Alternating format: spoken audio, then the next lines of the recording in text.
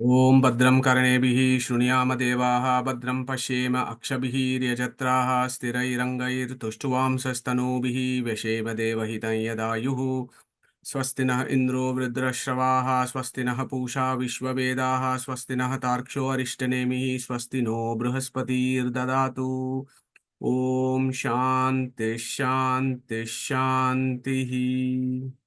So, good morning, good evening, and good afternoon, everyone. We got a wonderful session, Chapter 3, Karma Yoga, and Harish Ji from the US is going to take us through it. Over to you, Harish. Oh, thank you very much, Hare Krishna. It's our pleasure to present, our Chintana on Karma Yoga. So I'm joined here with a few of our Sahiti colleagues. So Deval, Pratibha ji, and Pavan will be joining me in this. So just to quickly talk through, what we have covered so far. Overall, if you think about Karma Yoga Chapter 3. There are probably a few concepts that are covered here. One, there's a set of shlokas that talk about how every one of us is doing karma. It's not something that we can escape in, and talks about this whole cycle of birth and action, and that causes rebirth and and karmic imprints and all of that. So there's a set of shlokas that talk about that, and then Krishna starts to explain how. We can start to think about karma having the context with the context of yajna, and how you're basically doing all of your karma as an offering for lokasangraha, and that changes the context with which we do work. Then he talks about how karma for jnanis and perhaps even for the ones that are not ajnanis are a little different, and and what's the obligations of those that are jnanis versus not. So that's what we're going to focus on in this session. It is broken up into two sessions. In the next session in May, we'll get through the second half of the chapter, which talks about how gunas are a big influence on your karmas, and we get into a little bit of doership and what's the role of svabha, what's the role of gunas, what's the role of self, and all of that. And then there's a recap on desire and self control, and how that is primarily to answer another question that Arjuna poses here. So that's covered there, and then the importance of Swadharma. So that's really the gamut of what's covered in this chapter. Our focus is going to be on the top the three areas that are indicated in blue. Okay. So we'll start with with that context. We'll start with Arjuna's question.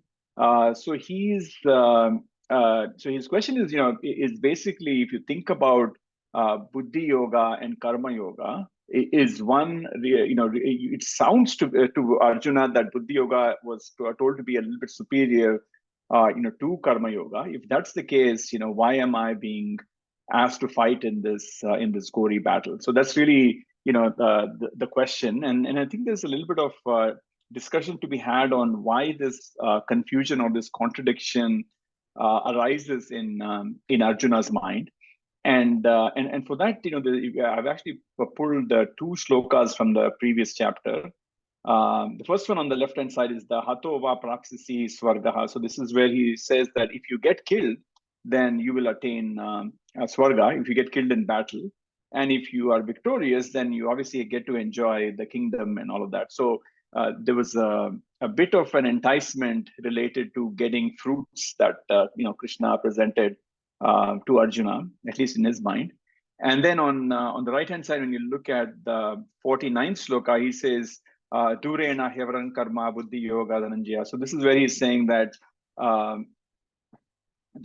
in fact this Karma Yoga is a little inferior. So divine knowledge is what you need to focus on, and then that leads to this whole discussion on Sthita Prajna, which we covered in the previous session, right? So given these two, his question is: it appears that Buddhi Yoga is more superior. Then why for do I need to fight this fight? So that is the question that's presented. It's a confusion that Arjuna has, and Krishna spends the rest of the chapter to help answer that. Now, before we get directly into Krishna's response, I will ask Deval to give us a little bit more recap about karma and all of that. I know we've covered this in prior sessions as well, but having a refresh on that concept is important, because that is going to be the foundation for a lot of that Krishna talks about in the coming verses. So over to you, Devalji. Thank you for this opportunity, for letting me speak, for whatever little I've understood. So I just wanted to come out of the chapter a little bit and spend the next 2 or 3 slides, a few minutes, on thinking about what do people understand when we say karma, and what is the chapter actually talks about. So we have done, Madhuji has kindly done several sort of talks in which karma is covered. So I think the generic understanding of karma, obviously the literal meaning of the word is action and doing, is what is conveyed by the word, but but actually it is also a metaphysical category. So it exists, and I think in Sanskrit it would be called padartha, which means it's like a thing or an object that can be thought about and named. And it is a real entity which is perceived in true knowledge. So it's also a substance which is called dravya. So that is one thing that we need to contemplate on. Again, a little bit of difference between so if there is an action, there is somebody who is a karta, who's doing things. So we all are doing things in our daily life. And we have these 4 ways in which we go about doing our actions in daily life. And that is what needs to be fine-tuned and made flawless if in our journey towards moksha. So we all act according to dharma, which is we have duties in our life, some towards society, family, and some towards the choices we make. So for example, if we are in an IT profession or medical profession, we all conduct our daily affairs with our dharma, but we do not necessarily do it by dedicating it with God. The other thing that is associated with our actions is ahankara, or the ego, which is the I-ness. So we think that we are the ones who are doing the actions, and it can distort our view of reality and cloud our understanding. The other thing we have is we are attached. We do things partially. So we do things that we like, and we do less of things that we dislike, because we have moha of our actions. And we all know that actions have consequences. So we naturally think of, what are we going to get out of the actions that we are going to do. So which is the phalam. And all these 4 things can lead to, is linked with karma, as we will be discussing further. And I just wanted to touch upon the doership. So both Jivas and Brahman are kartas in that sense. And we all know that Brahman is so they both have Ichha Kriti or Ichha Shakti, but Brahman is Swatantra, whereas Jiva is Aswatantra. So it has a dependent doership. Next slide, please. And karma refers to 2 ideas. So on the left, we have the action and the doing, which we are going to be talking further in as the talk progresses. But the karmic imprints associated with our sadhana sharira, which goes in the cycle of samsara, which is on the right, is something which we are not focusing too much in detail, but is also what the karmic imprints are are the imprints that, because of our actions, that we get on our linga sharira, which is sort of explained in the next slide. So this world is called as karma bhumi, and obviously only humans have karmic imprints. And as explained, from the age of 14 to 80 years. Because we need to be able to distinguish between Shreyas, which is the path leading to goodness, or Prayas, which is the path that leads us through to ruin. Next slide, please. And this is a very basic slide, which is the allegory, which is a metaphorical slide as to how karma is. So these are the karmic imprints are described in the Shastras. So there is Kriyaman karma, which is the actions that we all perform in wakeful state of mind. And it's our day-to-day activities. The Sanchit karma, which is the archer's quiver full of arrows, which is the total karmas that we have accumulated in our numerous past lives.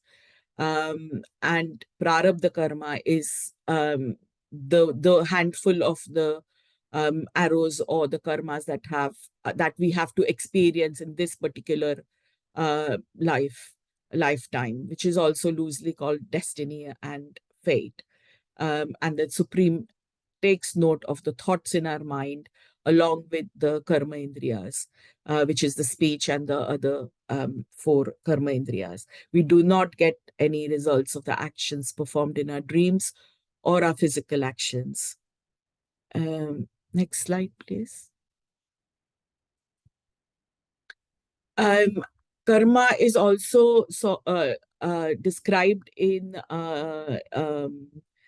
Prashna Upanishad as the I think it's the 6th question that has been asked to Pipalada Rishi, and it describes the concept of Shodashakala Purusha, where humans have 16 kalas, which is the fences that surround our body. So if you can look on the right side, 16th is the Jiva, and which is born with the belief system or Shraddham, comes with Kama, Vayu, Jyotir, Apa, Prithvi, which are the 5 Panchabhutas, the Indriya, and the Manas, which are the Indriya, the Jnana Indriyas, with the mind, and the food that we eat that gives us the stamina and the thoughts and the speech that we have. And then the karma comes over there as the actions that we do in our daily life, which results in the property or the possessions that we have and the name and the fame we make for ourselves. Next slide. And I'm just going to hand over to Harish, who will now coming back to the chapter and how Krishna answers Arjuna's questions. Thanks, Devalji. So the Krishna's response to Arjuna in a very lovingly, again, one thing he has demonstrated throughout Gita is his patience, right? So he has demonstrated. So he explains that there are really 2 types of nishthas. So you have the karma yogi and you have the jnana yogi, and to be very clear in his point, they are both enlightened or aparoksha jnanis, but one has been commissioned to follow a path of active karma and serve as an example for disinterested action for lokasangraha. And Janaka and Priyavrata, come up again and again as examples of yogis that have actually demonstrated that. And then you have the jnana yogi who pursue knowledge with the exclusion of all karma, and Sanaka is one that is an example of that. So his point is that both of those paths lead to me, and it's just that one cannot achieve freedom from karmic action just by abstaining from work and nor can one attain perfection of knowledge just by renunciation. So both of those paths have some benefits and some risks, and that's what we'll talk about. Now that said, one question that does come up is, so is there one that is superior to the other? Is karma yoga to be understood to be a stepping stone to jnana or buddhi yoga? And for the answer of this question, we do look at specifically what Acharya Madhvacharya has commented on in Bhagavad Gita. So what he's categorically said is that disinterested activity, the nishkama karma carried out in the spirit of devotion, is very powerful, and it actually helps you acquire the knowledge that you need, which you need for your moksha. But let's be very clear; those are accessories, to it, and just the nishkama karma by itself, will not get you to moksha. So you still have to purify your mind. You have to build the vairagya, attain jnana before you can attain moksha. And therefore, can karma be an independent means? With one example that he's provided is that it takes for all the karmas that you accumulate in one birth, it takes 10 future births to work those out. So if you do the arithmetic, then you'll see that it's almost impossible to catch up just by doing karma yoga, and that's the reason why the buddhi yoga or the jnana yoga is very important. And again, in future, in chapter 4, you'll come across this shloka where he says jnanagni sarva karmani bhasmasat kurute tata. So you need the jnanagni, the knowledge, to be able to burn your karmas so that you can catch up with with the amount that you accumulate. So that's the main response. Two types. He's not direct, but it's clear as you read through the Bhagavad Gita that one is very important, and also based on the swabhava, based on the nature of the individual, one may be right, and that's what he spends the rest of this chapter explaining. Now, when we start to think about the types of activities, Krishna talks about how there's no one that can be without any activity. All everybody is innately doing some work or another, and this is where I thought it would be useful to break down. Okay, if you really think about karma or activities, what are the types that you have, right? So you have the prakrit activities and swakrit karma. So prakrit is things that you really don't have as much consciousness, or you do more naturally, such as your breathing or your sleeping, etc. And then the swakrit is ones that's more conscious and that you actually put some thought to it. So in the swakrit category, it's also you have the good deeds and the bad deeds. So the satkarmas, or things that are more dharmic, that result in punya, versus the dushkarmas. And we'll not focus too much on the dushkarmas because that's not the point of this discourse. But within satkarma also, there are things that are more swartha phala oriented. And if you think about all the kamya karmas, those get into the categories of laukika and vaidika and all that. So even your rituals, many of the rituals in the karma kanda are for specific benefits, and those will come in the Vaidika category. And then the Paramarthika is where your Nishkama karma fits in, right? So this is what will done as an offering to the Lord, where there is Loka Sangraha, put on being the purpose, for all your karmas. That will that's the one way to kind of think about activities. So when we think about what we do on a day-to-day life, we can probably map them across these things and say, well, how much are we doing, which is more nishvarta, and as we start to dial that up, that'll help us get the shuddhi we need for jnana.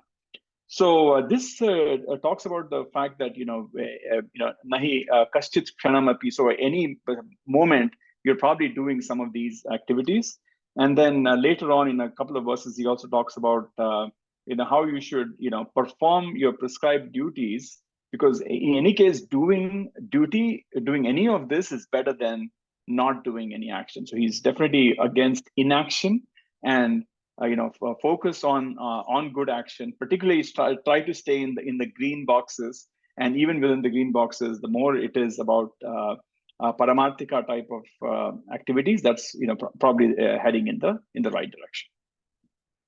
Okay.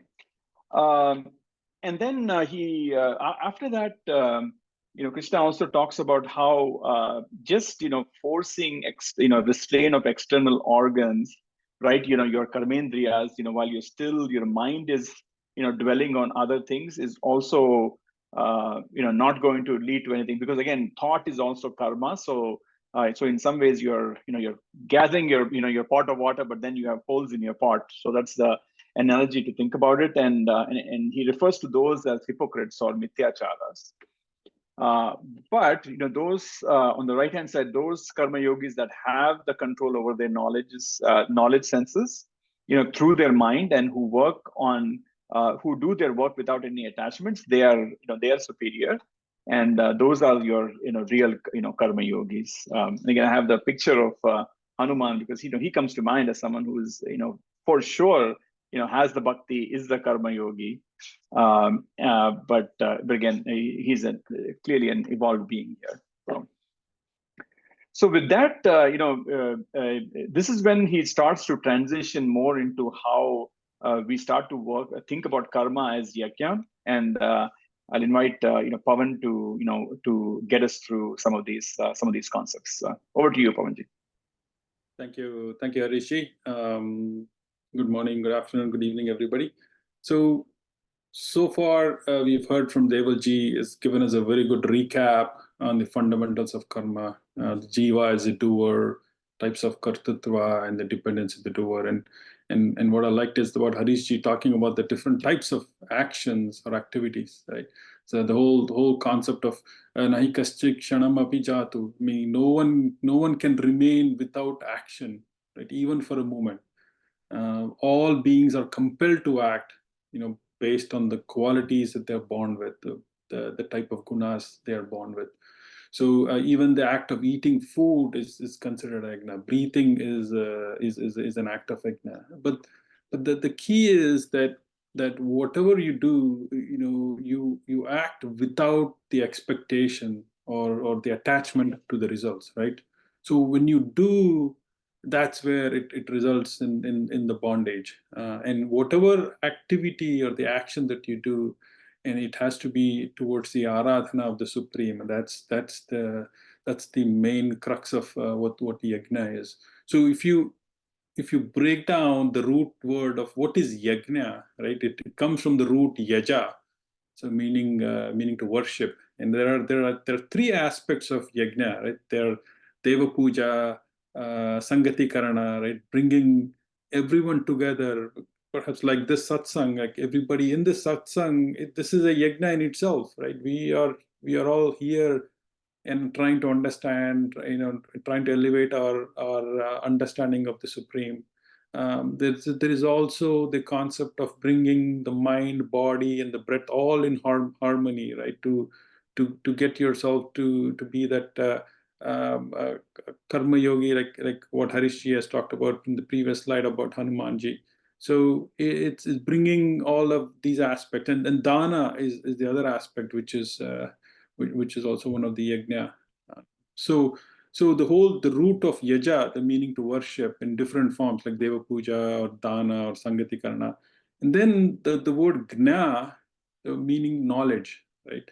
So if you take these two, it's the act of worshiping the Supreme, gaining the knowledge, and understanding the Supreme. These are all part of yajna.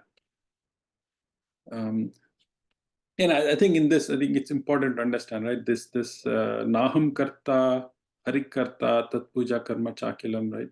I'm not the doer. Sri Hari is the doer, and all actions that I do are for his worship. So this yajna includes all actions, that are laid down by scripture. There's so many different ways. Next slide, Harishi. And in generally, when you think of yajna, right, you tend to think about it as a fire sacrifice. And there are we perform yajna for the satisfaction of the Supreme Lord. And when you do this fire sacrifice yajna, the devatas are automatically appeased, and they'll grant you the desires, necessities of life. But here in this sloka, Lord Krishna mentions that those who enjoy these necessities that are granted to them, but without making an offering in return, or verily thieves. And he talks about how it becomes a thief. So on the same token, he also says that excessive selfish consumption of riches earned but without giving back to the society also leads to one's downfall. So this is the dana aspect of the yajna. So in these stanzas here, I think what we need to understand is that when we perform yajna, that is for the satisfaction of the Supreme, and whatever we do, we have to think about that all these activities are an offering for the Supreme. And there is this concept, right, in Vedic tradition. While doing yajna, we offer food as part of the, we throw food in the yajna as part of that. And also the whole process of cooking food in itself, right? The food is cooked, with the consciousness that the meal is prepared for the pleasure of God. So we do naivedya and all of that. But as you cook, right, you're killing organisms, you're killing the plant. So every living being has a feeling, and this is what separates us, from the living and non-living. So this also gets a sin as we dislodge life, no matter how smallest it is, from its abode, right? So, but to live, we have no choice. We have to cook food. So to avoid even this reasonable sin, right, the Shastras itself gives us a remedy. So while cooking, I know many of you do this. Think about the thought of Agni Antargata Parashurama. Some of them have the Parashurama picture there. Removes even this sin. And there is also this concept of Vaishwadeva, right, during for Grahasthas. They offer rice as ahuti to fire to avoid incurring sin. And let's go to the next slide, Harishji.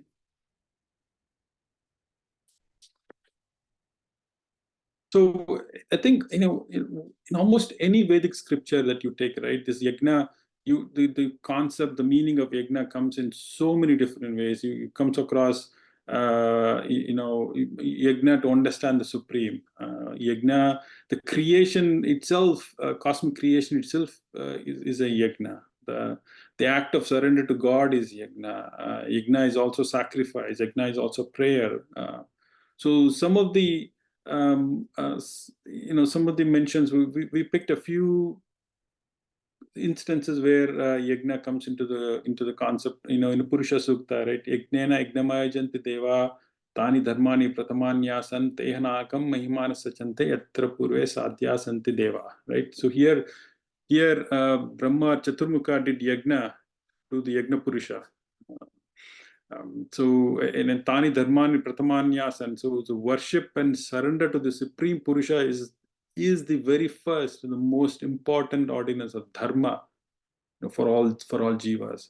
And here also the whole, even the devatas have to do yajnas, and devatas, they have attained mokshas and they became sadhya devas, by this process of karma yajna. And also, I think Gita chapter 9:24 talks about, how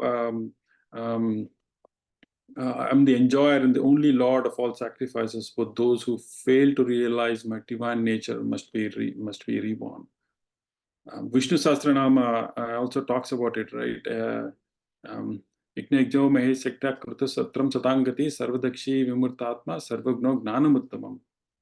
Here, the one who is of the nature of yajnas, the Supreme. So all sacrifices are his own forms. So one who is fit to be worshipped in all sacrifices. So here also, even in Vishnu Sahasranama, it talks about yajna. Taittiriya Upanishad, not Taittiriya Samhita, I believe. Harishi or Madhuji, anybody has any comments on the Taittiriya Samhita?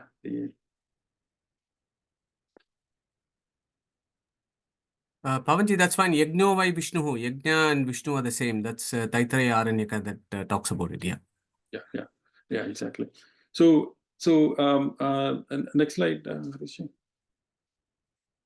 So I think yajna is a very important part of this Vedic life, and more recently Madhuji talked about Panchagni Vidya, the Vidya of 5 fires. Fire as yajna, and how you create the yajna kunda, and offering into the fire is ahuti, and then the whole contemplation of jivas given as ahuti in 5 fires, right? So those 5 fires, the sun, parjanya, oshadi, how jivas are in the food grains, and jivas eat the grains, and then you have the Purusha and Osha forms, which are eventually which eventually get offered back into the fire, and this whole cycle of cycle continues.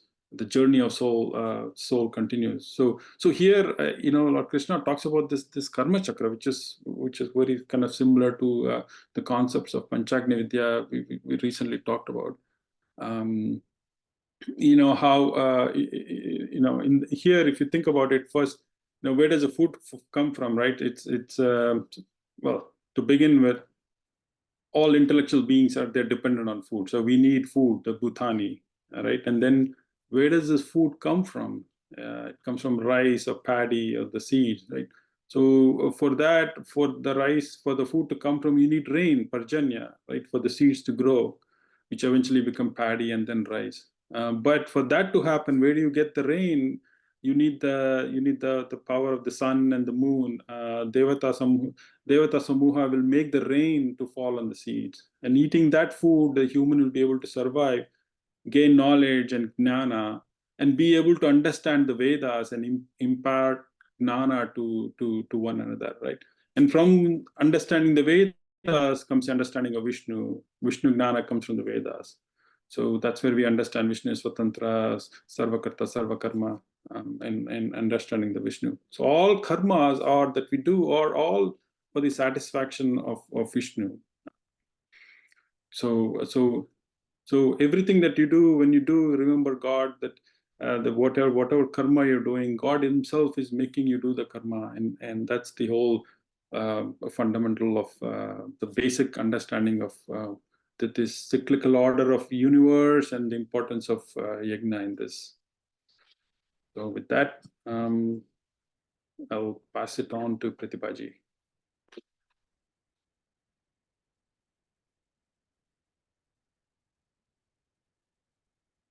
Pratibhaji, we cannot hear you. Namaskar, Pavanji. Thank you, Pavanji. Namaskar to everyone. When you think about Jnana, can't go on without invoking Hayagriva Namaka Paramatma. Jnanatimirandasya Jnananjana Shalakayah Chakshurunmilita Mena Tasmai Shri Guruve Namaha. Jnananandamayam Devam Nirmala Spatikakritam Adaram Sarva Vidyanam Hayagriva Upasmahi. Now, when we come to Jnanis, how Jnani does his karma, your Lord Sri Krishna explains the root of bondage is our material desires, and only those who have given up this external desires can rejoice and be satisfied in the self as a Jnani. However, why do this material desires arise? So when we identify the jiva, the self, with the body, and when we identify the yearnings of the body and mind as the desires of the self, then these send us spinning into the realm of Maya. But the Jnanis, they have realized that jiva is not material in nature, and it's divine, and it is imperishable. And the perishable objects of the world can never fulfill the thirst of the imperishable soul. So therefore, it is a folly to hanker after these sense objects. Next slide, Harishji. Now, coming to Jnani who are asampradnyata samadhi. So what is that? Some Jnanis, they unite their consciousness with God and experience the infinite bliss within them. These Jnanis have completely immersed in the Lord, and they have reached that state of ultimate consciousness by the grace of Lord Krishna. they are completely satisfied, and they have known to attain moksha or liberation from the cycle of birth and death. So this is there in the Agni Purana, and whether they are required to perform their duties. So performance of the prescribed injunctions of the Vedic scriptures are not required for these jnanis who are in Asampradnyata Samadhi. So Guru Raghavendra Rayaru in Gita Vivruti, he states that such a person has no obligation. Such a person has already realized the Lord, and he has no obligation to perform the duties like the Sandhya Vandana or the Agni Karya, like that. Next slide.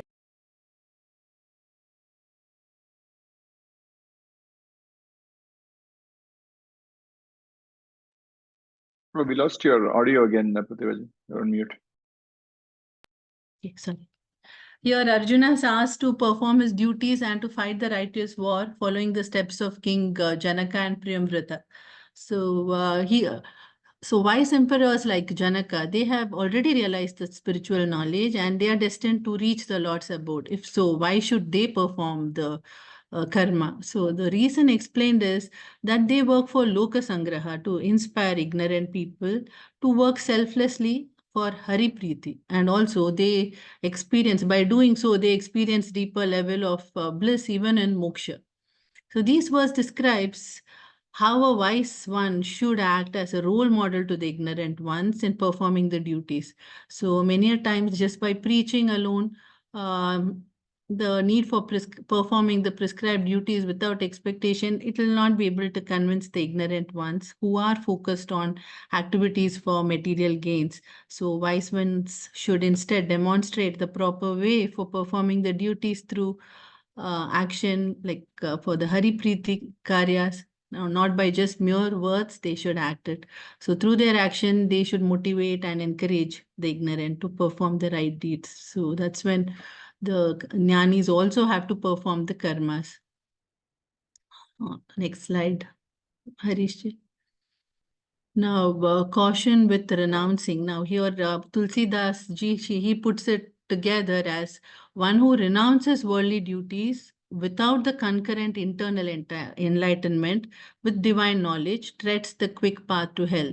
So it's just not enough just you wear your ochre robes looking at the enlightened ones like gurus like Madhvacharya and Ramanujacharya. You just don't take up sannyasi, but you should have that internal enlightenment has to happen.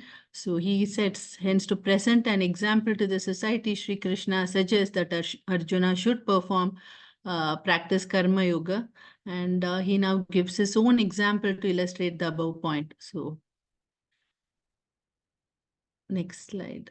So whether Yeah, I was next just slide, going to connect. Harishji. Before I go there, I was just going to Yeah. connect that, there's also, the verse from Kathopanishad, that we did a few months ago, where it's very clear, right? He says that, unless you're able to, it's the Navirato Duscharita Shanto. Yeah. Basically, unless you've been given up all the bad actions, unless you've really achieved, inner peace, unless you've been equanimous, without that, you're not going to be able to get the obtain prajnana. So sometimes, we might delude ourselves that, and Madhuji has said that multiple times, right? Sometimes we have the Vesha as if we are doing some of this, but until these inner qualities are developed, it's, that's a little bit of a caution with pursuing this marga without karma.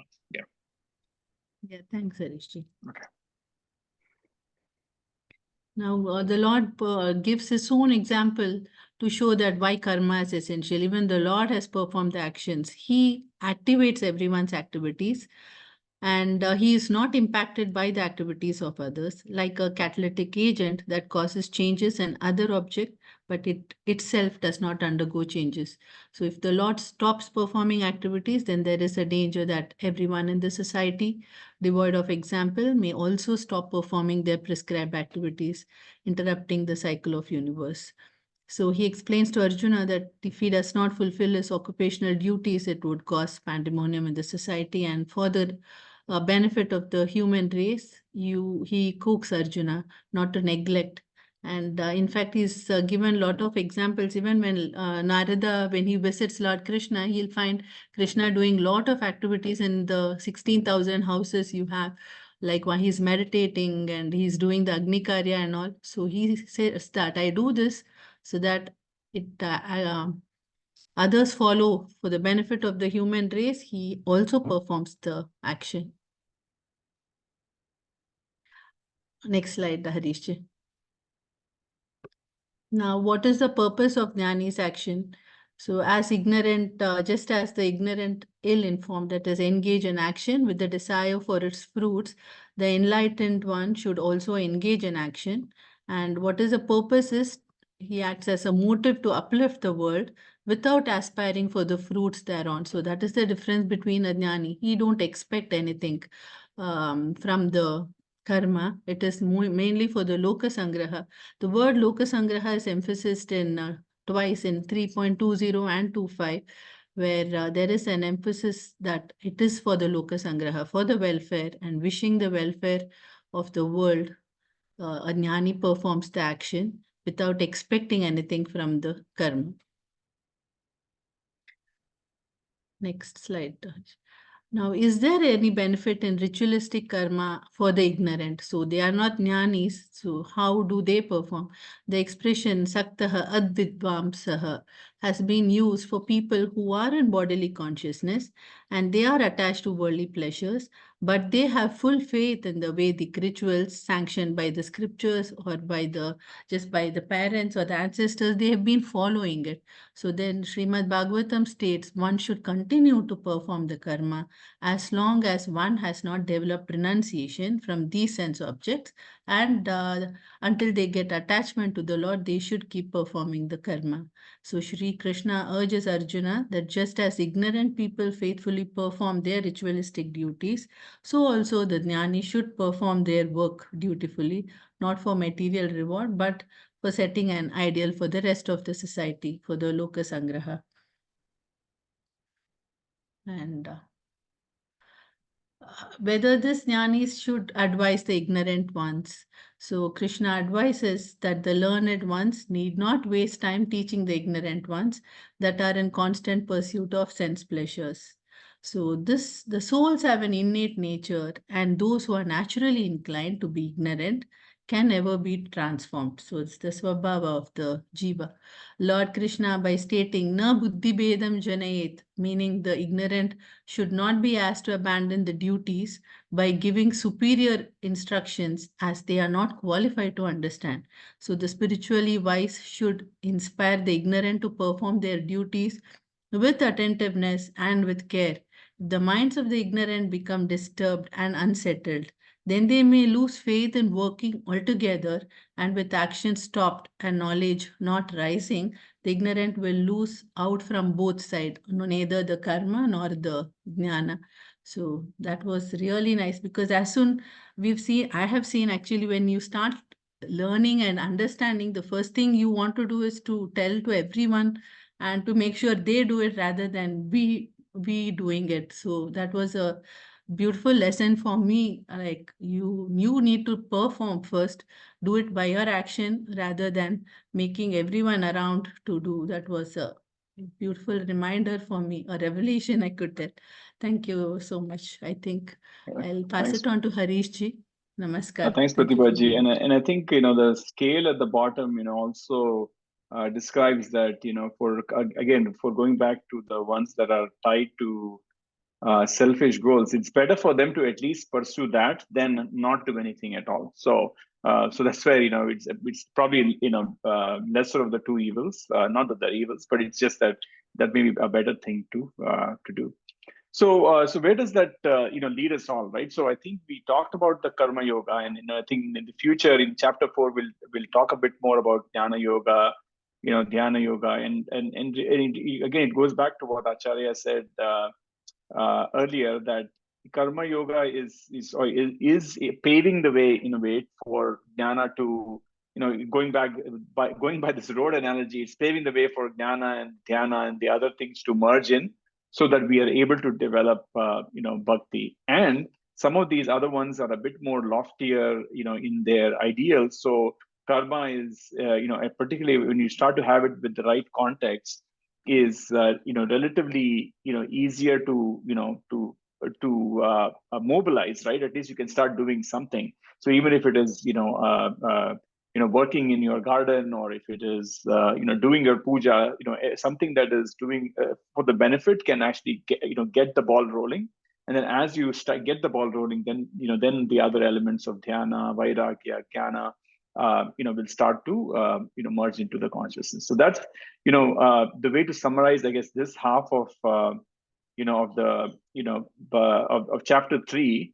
As I mentioned, the next session we'll talk through the other points on focus on the gunas and desires and swadharma and all of that.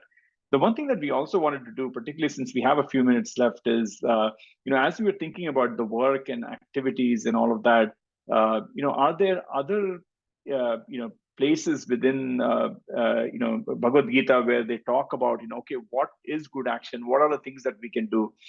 So Deval, I was wondering if you could maybe spend a little bit of time talking through that, particularly the what can we do, right? So Yeah, so Krishna himself gives us answers in the Gita itself, and chapter 13, shlokas 8 to 12 talks about it in great detail. Amanitvam, dambhitvam, ahimsa, shantir javam. So humbleness, freedom from hypocrisy, non-violence, and forgiveness, simplicity, acharyopasan, shaucham, so service to the guru, cleanliness of body and mind, steadfastness, self-control, dispassion towards the object of the senses.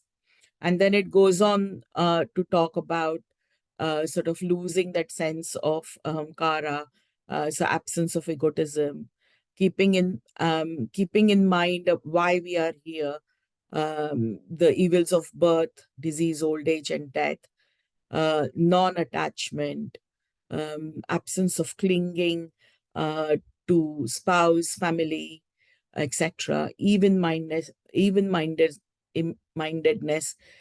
even when things are not going quite well for you, and with constant devotion, so devotion towards God. And then he goes on to say that we should develop adhyatma jnana nityastvam, tattva gnana artha darshanam, meaning philosophical pursuit and constancy of the spiritual knowledge. I know he's talking about this as to be the absolute knowledge, and everything outside of this is ignorance. But this is sort of a way in which we should be conducting our karmas or day-to-day life in our journey. I know it's easier said than done, but he does give guidance in the shloka, in the chapter 13. And there are other chapters where he talks about, there are other references of karma in the Gita itself. And that sort of qualifies some of the things that we have talked about. So just to recap those, so in 4:14, namam karmani limpatpanti na me karma phale spuha. So basically he's saying about his own activities, that how he is doing activities himself. He doesn't desire any fruits of action. And if you know me in this way, then you will not be bound by karmic reactions to work. And then he also sort of gives a metaphor of how the lotus leaf is untouched by the water droplets on the leaf. So you dedicate your actions to God, abandoning the attachment. We also have the famous popular verses which we have heard many times, which is the karmanyevadi karaste ma phaleshu kadachina, which means you are entitled, you have a right to perform your duties, but not entitled to the fruits.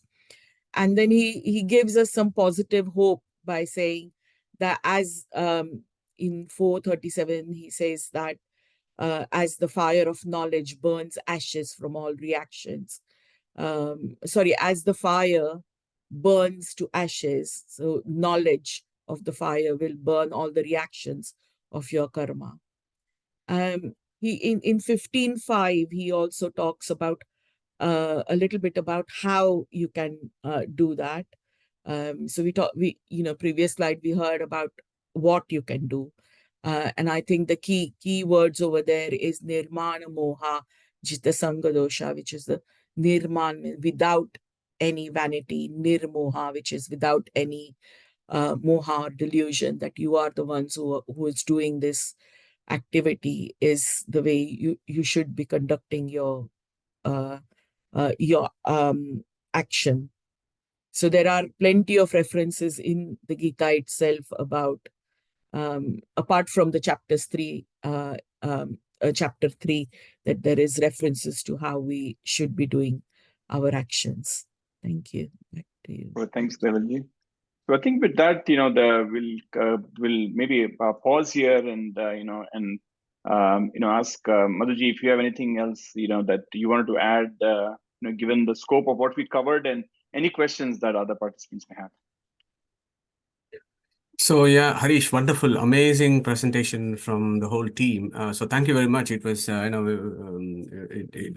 just flew, and lots of new ideas and concepts have come through. Harish, Pratibhaji, Pawan, and Devalji, thank you very much for an excellent presentation. So Harish, I just wanted to start off the Q&A. This is charts and Q&As for people to share their ideas. I just want to go to the very first verse. If you don't mind, if you want to put the very first verse of chapter 3.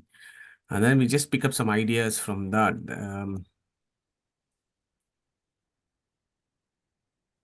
While Harish is navigating through the slides, just wanted to remind all of us that yes, jayasi chet karmanaste mata buddhir janardana tatkim karmani gore mam niyojayasi keshava. So that particular verse, remember there are two karmas there. First line there is a karma, and the second line also there is karma. So there are two karmas that is being discussed. Jayeshi chet karmanas. There is that line karma there, and in the second line, tatkim karmani gore mam niyojayasi keshava. So there is a lot of discussion that goes on among the various bhashyas and acharyas. That is the question really that is a question that we are comparing karma with jnana. Is karma inferior to jnana? Is karma is different from jnana? So what is it? What is going on here? So I think one of the things that Srimad Acharya has clarified for us is wherever in the Gita you see the word karma, please see the context. Please see the context in which the karma is coming, because there are various types of karma. The two fundamental concepts is what? Nishkama karma and sakamya karma. Okay. So when you think about, is Nishkama karma inferior to jnana, or is it Sakama karma inferior to jnana? So that is how you have to kind of think about it. So if you think about Nishkama karma and jnana, they are not two different things. Nishkama karma is the cause and the jnana is the effect. This is also our Acharya's teaches that Nishkama karma is the means, right? That's what in the second chapter, Sankhya Yoga, Sankhya means knowledge, Yoga means Upaya, the means to that knowledge. That means to that knowledge is what Krishna himself has defined as Karma Yoga. So that Karma Yoga is Nishkama Karma Yoga. So that Nishkama Karma Yoga is the cause, it is the means that leads to an effect called as the Jnana. So there is no comparison. You can't compare a cause and an effect and say is cause superior or an effect superior. It just is not is totally illogical. You cannot compare cause with an effect. Nishkama karma is a cause, jnana is the effect. So that question does not arise here at all to say which is superior, which is inferior when you look at Nishkama karma. But when you think about Sakamya karma, so that is probably where this idea can come saying that the Sakamya karma, of course, is an inferior thing. It is going to pull us down. It is not going to give us the knowledge. So that has to be inferior. So Srimad Acharya has clarified this and given us a great thing, great service for us to contemplate on this verse, because karma as such, there are some bhashyas that say that karma altogether has to be dismissed. Karma is inferior. No, it is only sakamya karma that is inferior. Nishkama karma is absolutely essential, because without nishkama karma, you cannot have jnana. So similarly, there in the previous, in the second chapter, I think it was 49, isn't it? Durehi avaram karma. Buddhi yoga jananjaya. So you got the 249 there. So look at that one. Durena hi. Avaram karma is the word. That is how if you spread it. Avaram karma is the lower karma. Lower karma is what? Sakamya karma. Yeah. So there, nishkama karma is not durena.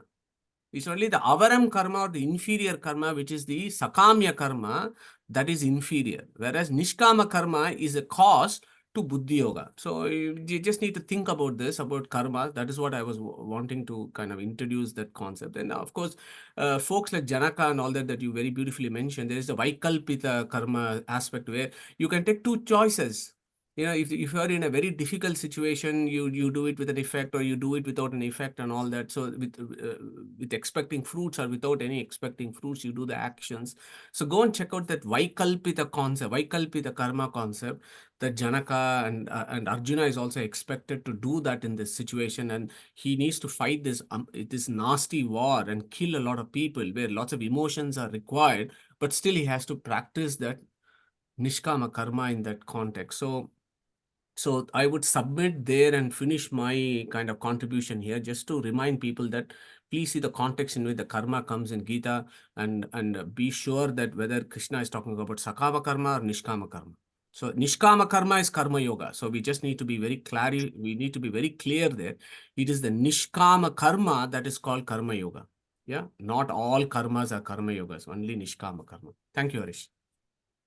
One related question, Madhuji, is that when you start to focus more on nishkama karma, does your karma, does it start to take the form of a yajna, or is there a distinction that we need to be, aware of?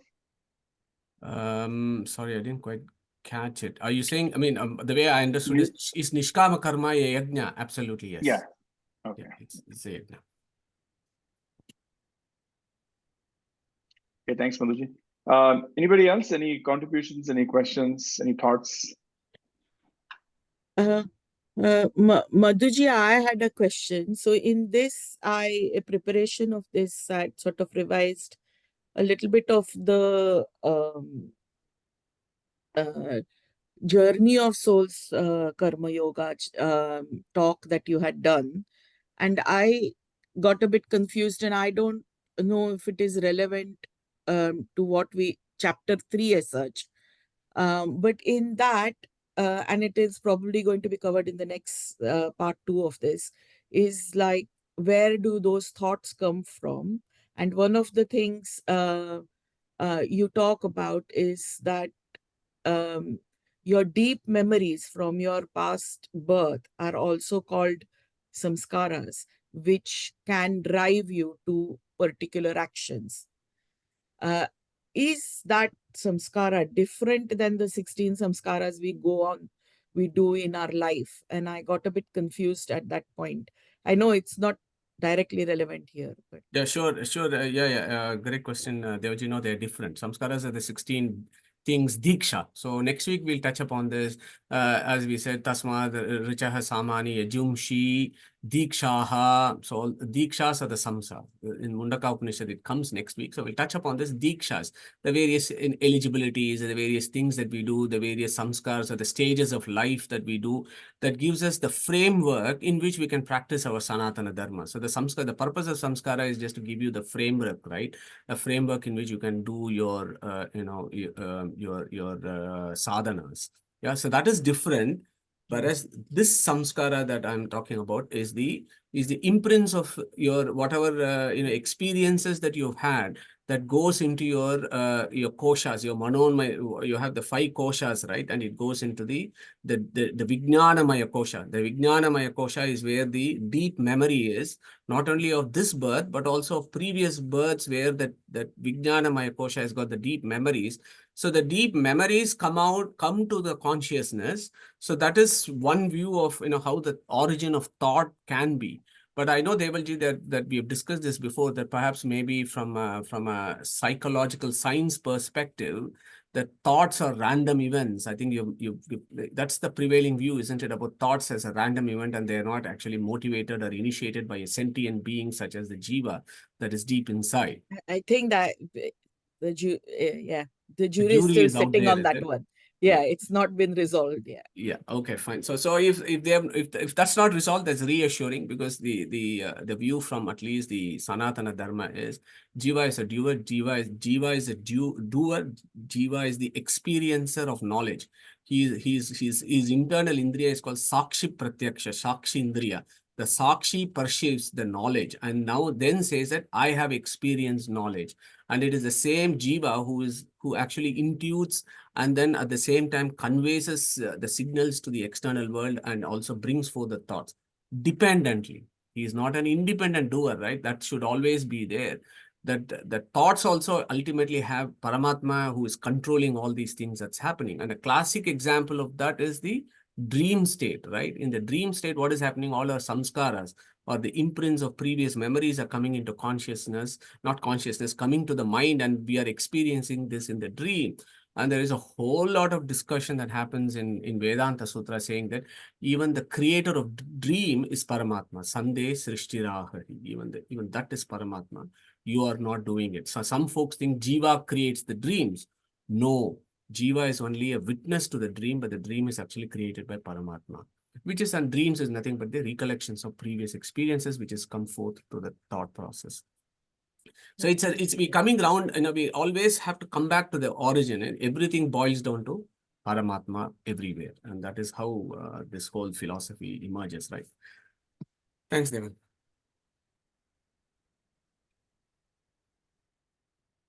Madhu, can I ask a question? Yeah, sure, Shilaji, if I This can. Vaikalpita karma, Vaikalpita, what is the meaning of Vaikalpa? Is it above the Vikalpa, or is it Yeah, so transcending yeah, sure, Shilaji, I can probably send you a bit of a paragraph offline in this one as to that first particular, the Bhasha and the first verse, that is Jayasi Chet Karmanaste Mata Buddhir Jana. That particular verse, there is a discussion of Vaikalpita karma. If anybody wants to come in, they can contribute here about Vaikalpita karma. But essentially what it is you can take two options. It is a particular thing where you can take two routes. Either you can practice it with the benefits of getting phala, or you can practice it without getting the phala as nishkama. So there are certain situations where there are some folks who do everything for benefit. There are some folks who renounce everything.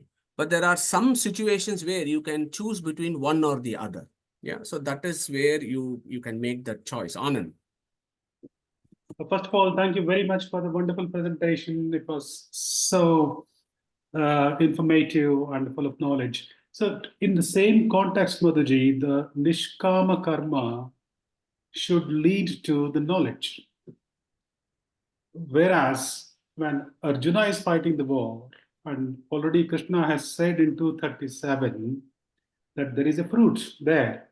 If you die, you'll go to Swarga. If you win the war, you'll become the emperor.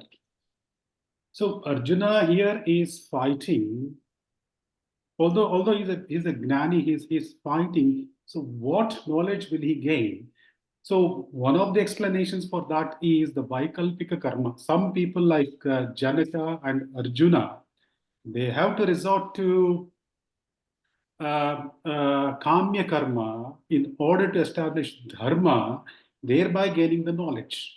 Is that what is, I think that is what is my understanding of Vaikalpika karma. Anybody else wants to come here?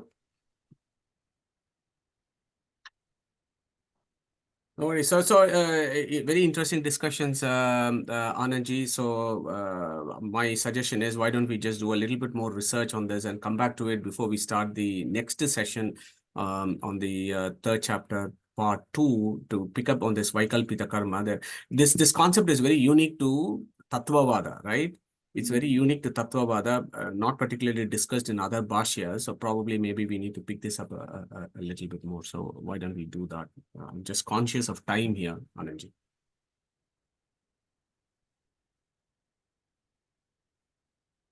Okay, thank you. Anybody else? Questions, thoughts? Prakash. Oh, Prakashji. A very nice presentation. Very nice. Very nice. I do have one question. I noticed that in the earlier slides that if you eat, if you sleep, that is not going to bind you with anything. But whereas in the same third chapter, I don't know which one. One slide I saw. I don't remember which one. Yeah, the Prakriti.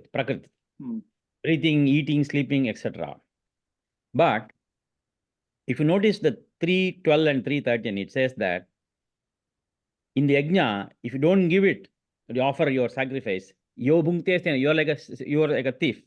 And again, if you don't give, bhungjate tu agam papa ye pachanti atma. If you eat for yourself, not offering, then again you become only eating the the sins. So basically, eating is not going to bind you.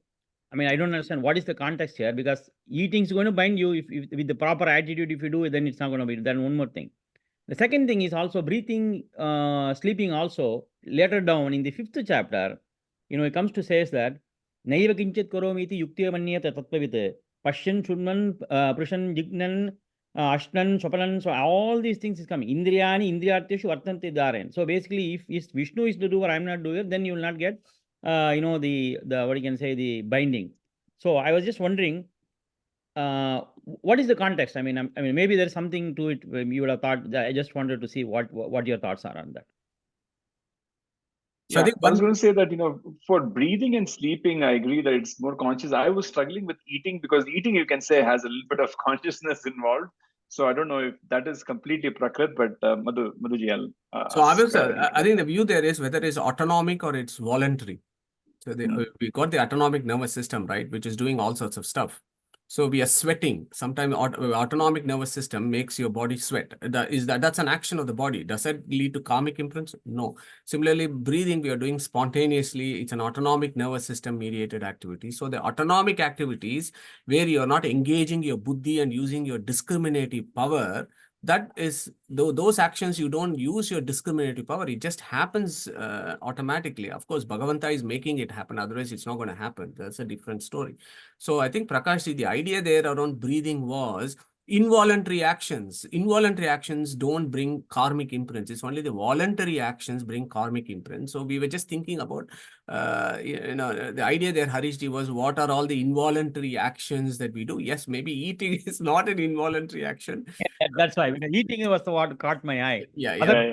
Breathing can certainly be, and sleeping, drifting off to sleep, of course, can be involuntary action. You could argue, once the food has gone into your stomach, what your stomach is doing with all the digestion and what the gastroenterological aspect of it is probably is very, very involuntary. So maybe you could argue, if you want to spin it in that level, the digestion is not in your control. It is just some action that's happening in the body. But I absolutely agree. Breathing and sleep, yes. Eating is a little problematic as involuntary. When you say breathing, can I add a bit on the eating part?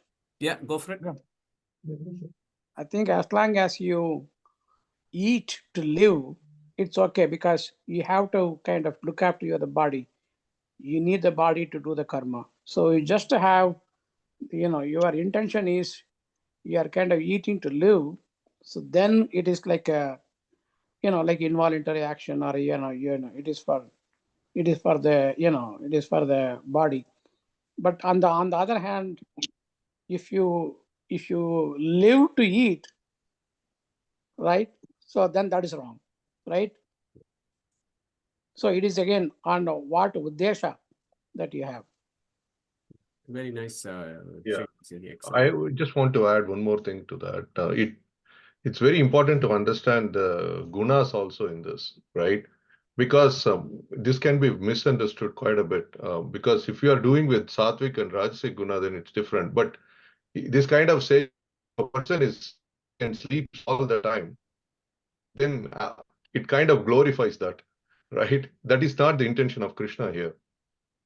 Because it has to be within the realms of sattvic and rajasic what you do, and if you are doing dispassionately, then you are going to get. So there is a lot of necessary condition here. It's not sufficient here. Oh, yeah. So Deval, you were coming in? No, I thought I was going to link in with greed and sort of extreme enjoyment of things that that you eat. So it's the intention with which is already covered. That's Yeah. Yeah.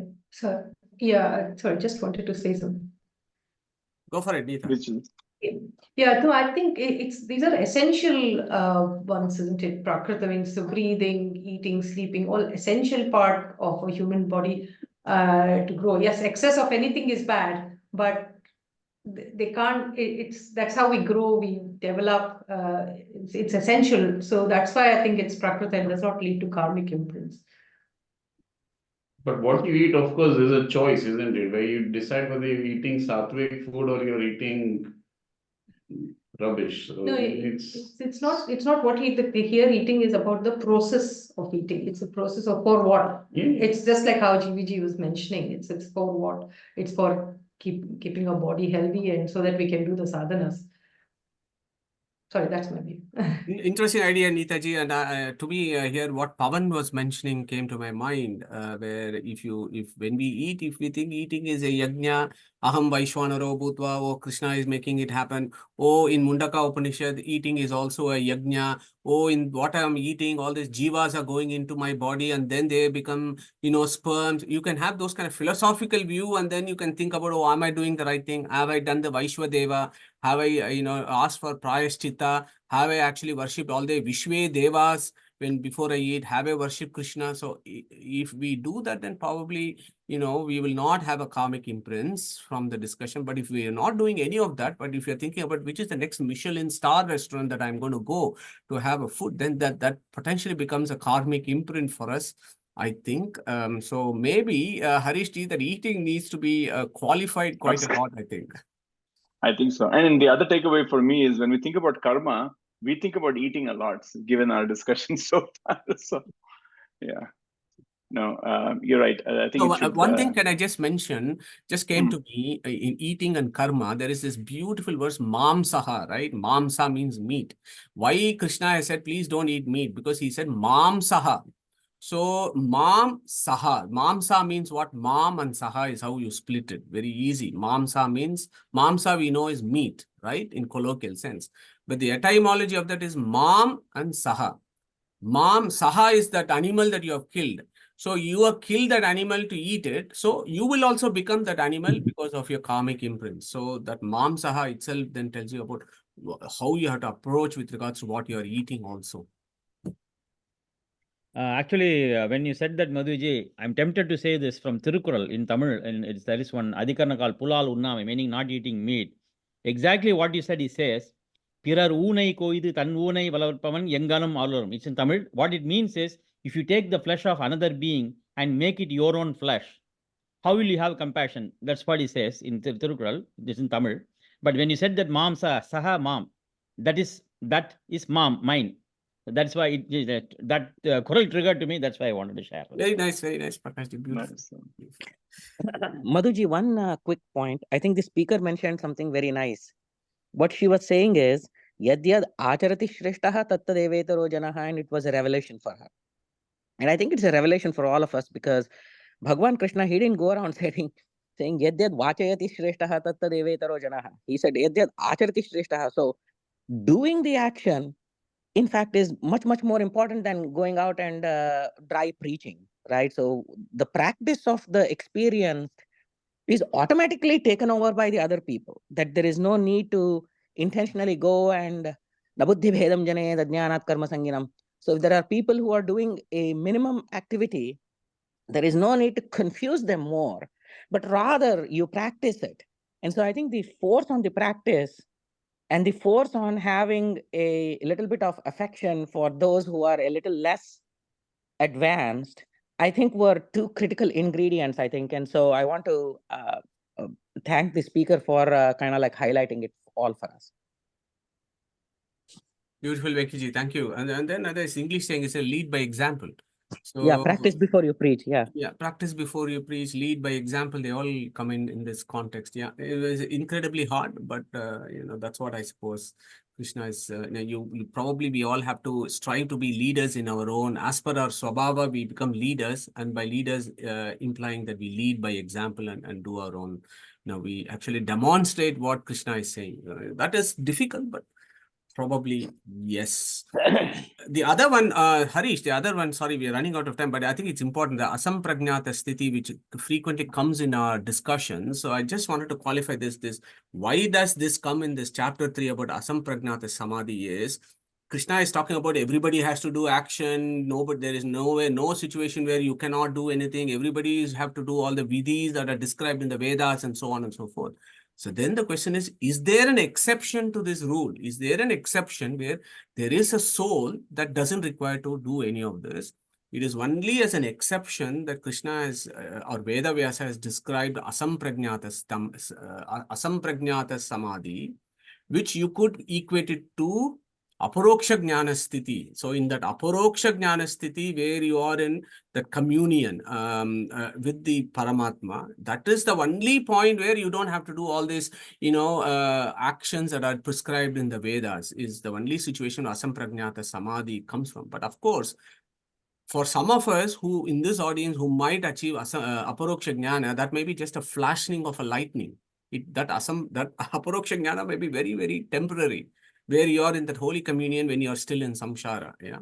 But there may be the devatas where they are in aparoksha jnani. So I think we just need to qualify that when that asampragnata samadhi situation is, it is an exception.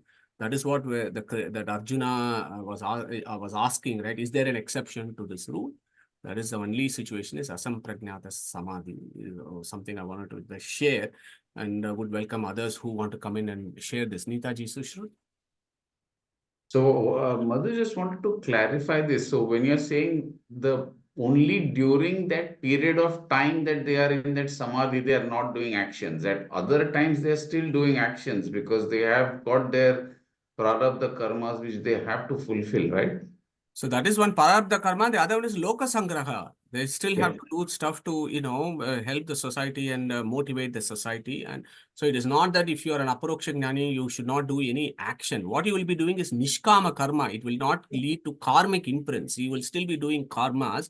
And that nishkama karma, why do they do it? Because it can increase their intensity of bliss in moksha is what the philosophy there is, but they still will be doing it. Yeah, absolutely right, Suresh. Sushruta. Thank you. Anybody wants to come here and share their thoughts on the asampragnata samadhi and the karmas? Okay, thank you. One question I had regarding your observation, Ri, about this Michelin, very interesting.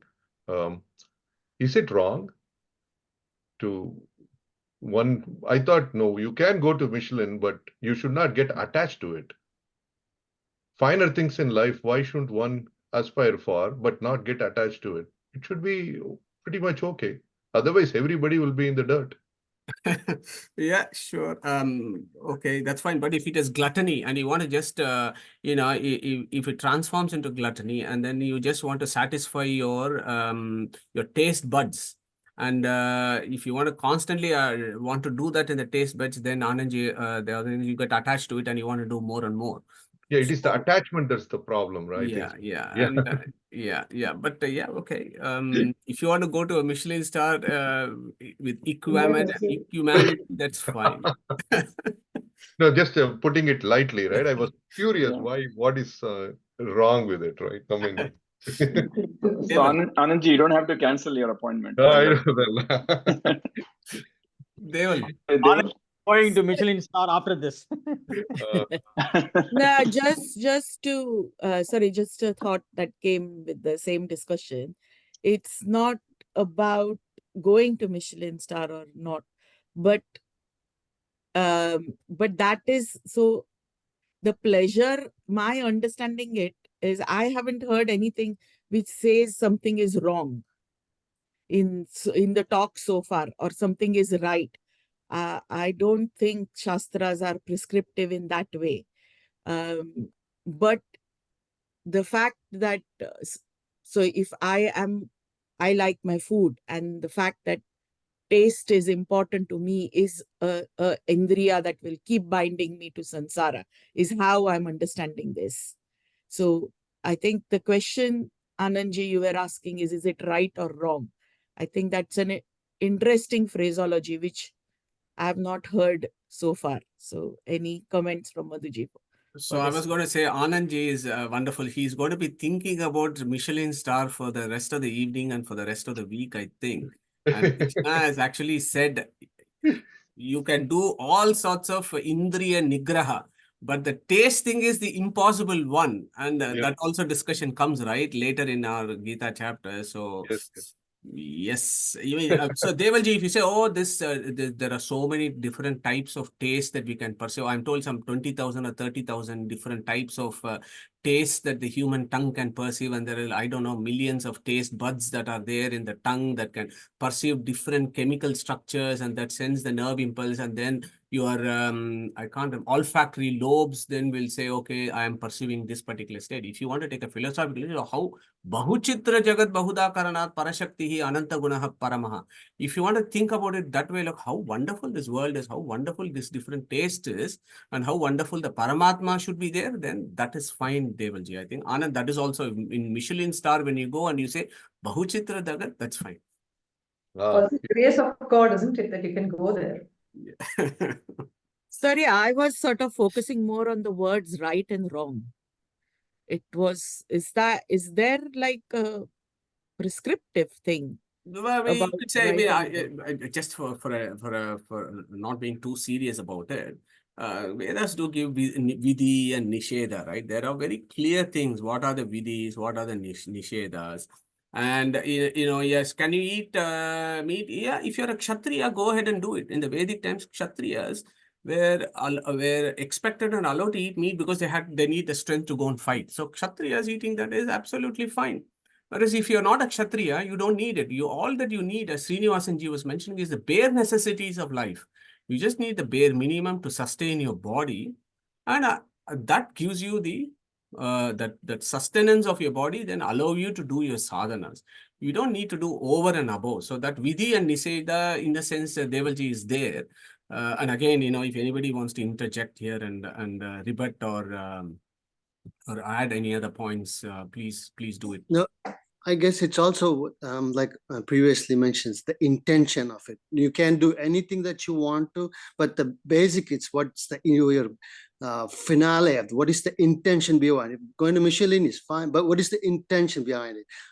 Eating meat is fine, but what's the intention? So every aspect of it's going back to, again, finding that Bhagavan in every aspect is the intention behind it. That's what I just want. Thanks, Jagdishji. Divyaji? Oh, that's me. Thank you. Oh, that's Divyaji. Oh, excellent. Welcome back, Jagdish. Yeah. Brilliant. Fantastic. I was just gonna share one little story that is in the gospel in Sri Ramakrishna's story, that towards the end of his life, apparently he had actually developed a lot of taste for good food, and I think his wife was annoyed. It was like, you're this great saint, and what's this attachment to food towards the end? I think he had said, I think I was reminded of that, Devalji, from your comment, that I think the story is that he was saying that there was the only thing that's binding me to this world, because if I give that up, then I've pretty much done here, right? So I think, and one day he stopped craving for it, and I think he was gone in a few days. So I don't know if you guys have heard that story, but it's a story from Sri Ramakrishna. It's wonderful, beautiful. Thank you, Harishji. So on that note, if there are no further questions or points for discussion, shall we close today's session? And again, I was going to thank Harish, Pratibhaji, Devalji and Pavan for making such a beautiful set of slides and taking us through chapter 3. Look forward to next month for part 2 of chapter 3, Harish. So if you want to close today's session with Omkara Chintana, please.